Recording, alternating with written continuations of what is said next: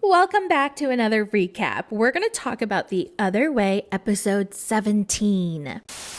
We're obsessed with TLC and all the trashy reality TV. It's a recap. It's a recap. It's a recap.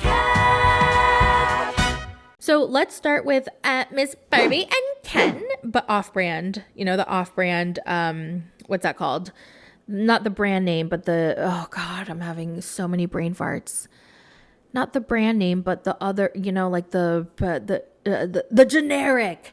Yes, the generic or off-brand Barbie and Ken, Shekinah and Sarper. Let's talk about them. Let's see what they're up to. So they're finally looking at mattresses, okay? Finally. After 10 days of sleeping on that damn ugly raggedy couch, he wants to get a mattress. Finally. And while they're at the mattress store, they talk about Shariah, her sister, and how Shariah still doesn't buy what he's selling. She still hasn't accepted him. She doesn't trust him. And she goes, well, you did ask her to take a picture of us, and you said you were going to post it on Instagram, but you still haven't. And he goes, oh my God, I forgot. And he finally makes the public post. It's a nice, filtered, face-tuned, perfect selfie.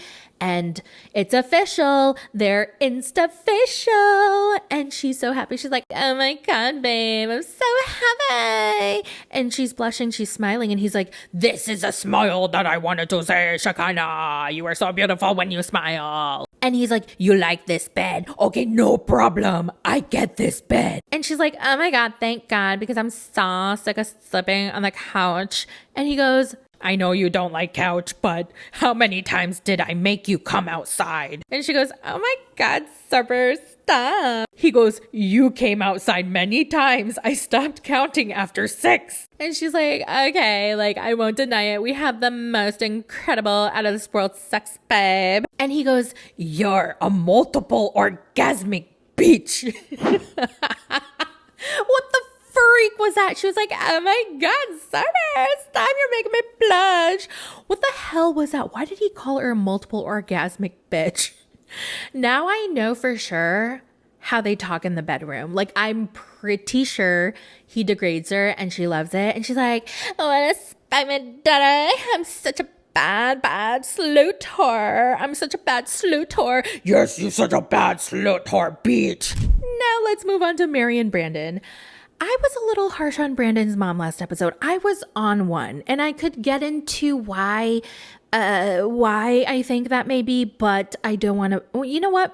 Maybe I will tell you. So last week I was experimenting with my antidepressants and I was like, you know what? I want to kind of wean off of it because I want to try a different kind because I feel like this just isn't working for me anymore. So my doctor's office called me and said that my doctor was like all of a sudden leaving for a month. So she has to reschedule all of her appointments for the following month. So now my appointment is, I think, like in 3 weeks.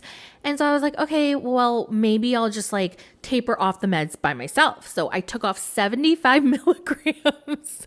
Okay, I'm on 225 and I took off 75 because I take 2 pills. It's 150 plus 75 because they don't have like a 225 in one pill. So I just decided to not take my 75 milligram pill.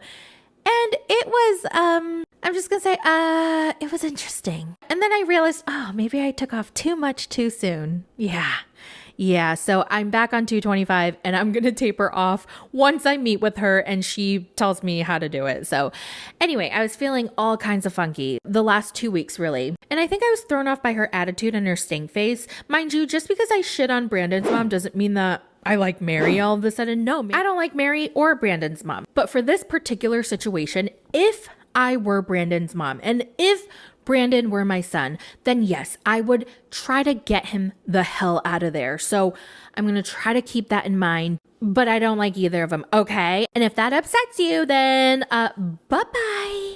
So they all get to the house and his mom meets her grandma and her brother and they all give her a house tour. She's relieved that they don't live in a shack and it looks like an actual house. I'm really worried that she will judge me. When she first got to the Philippines, she just judged the poverty. And he tells her that they have a lot of bugs in there. It's just normal. Like, bugs are going to get in. Horrified of bugs, she hates them. So he's like, don't worry, Mom, I'm going to give you the room and let you sleep in the room that has the least amount of bugs. And she's like, okay. And she's like, can you check around the room to make sure there's no bugs?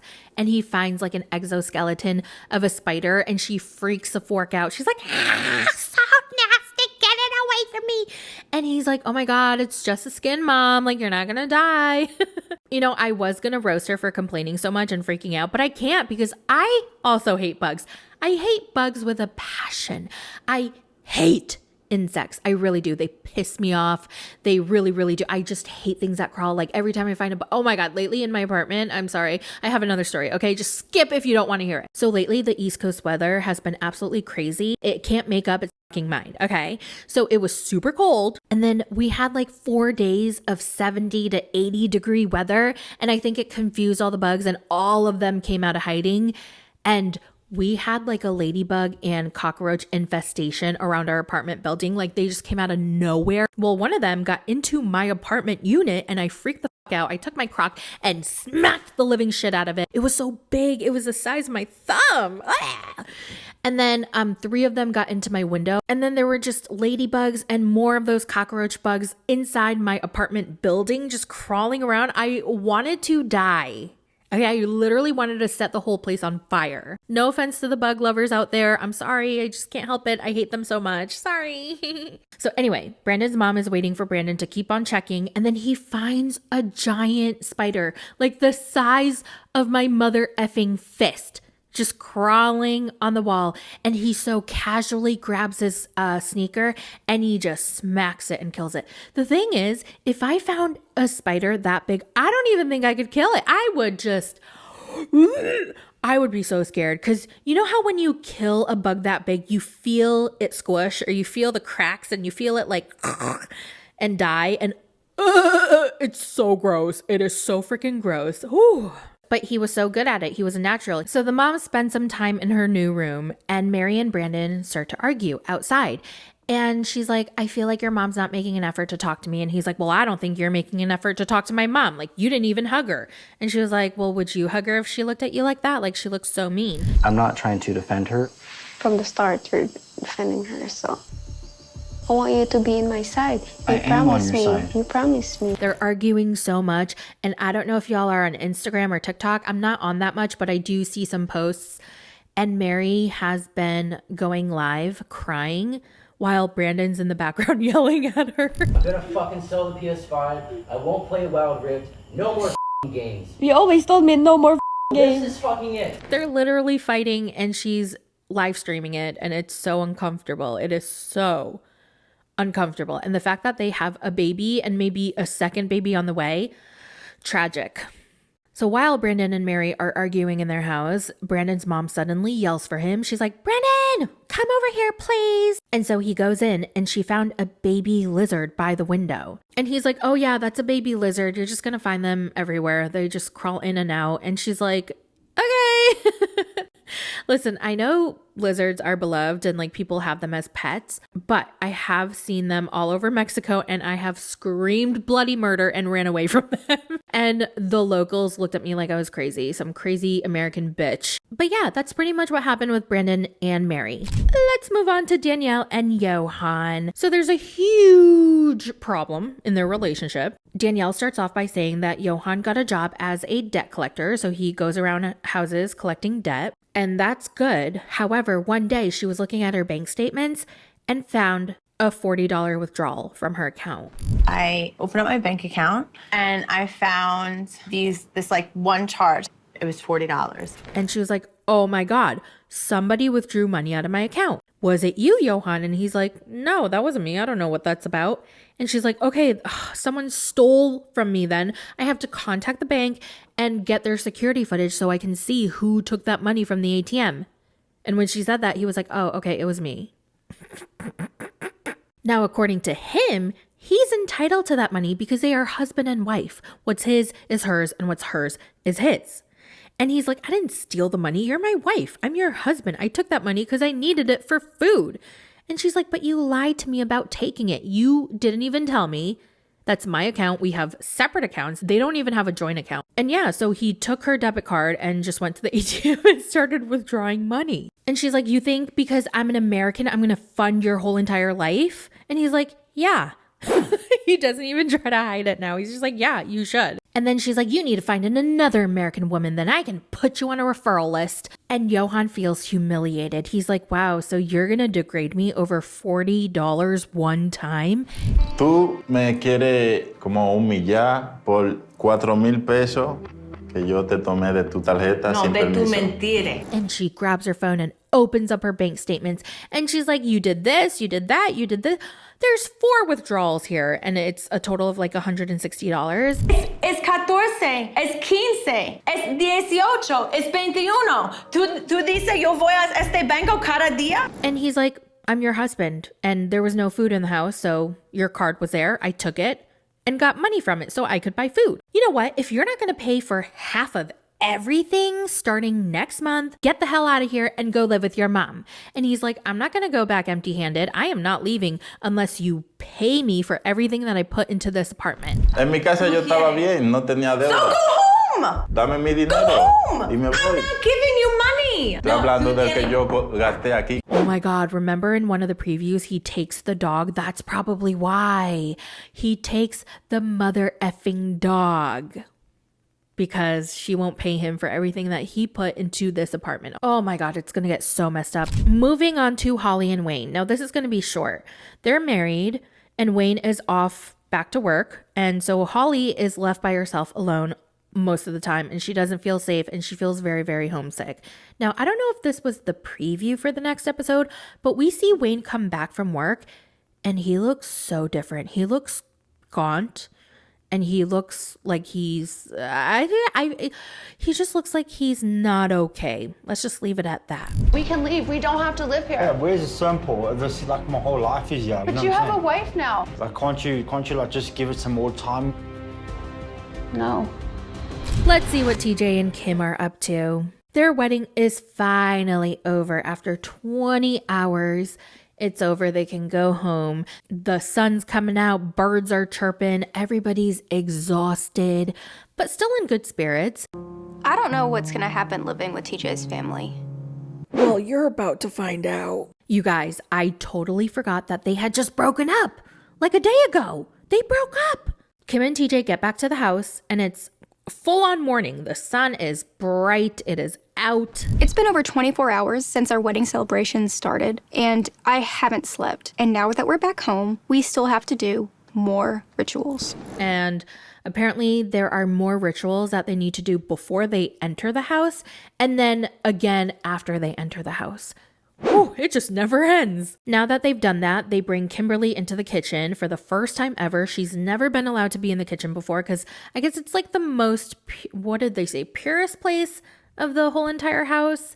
And since she wasn't officially a family member, she wasn't allowed in the kitchen before. So they all go into the kitchen and pray.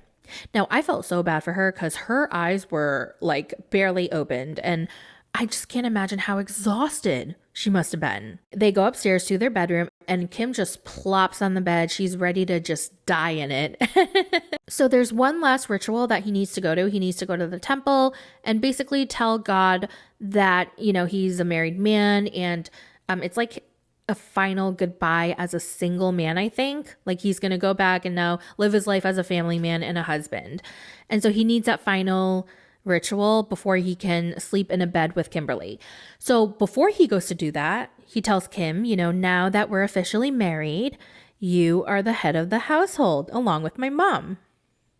So now we have a two head of in house, like mom and you. So head of the house, that means you're taking care of the responsibilities, like daily things. Now Kim is so tired that she doesn't really process this. She's like, oh, head of the family? What does that mean? Oh, he definitely planned this ahead. He purposely waited to tell her until after the wedding when she was so tired that she wouldn't even know what he was saying.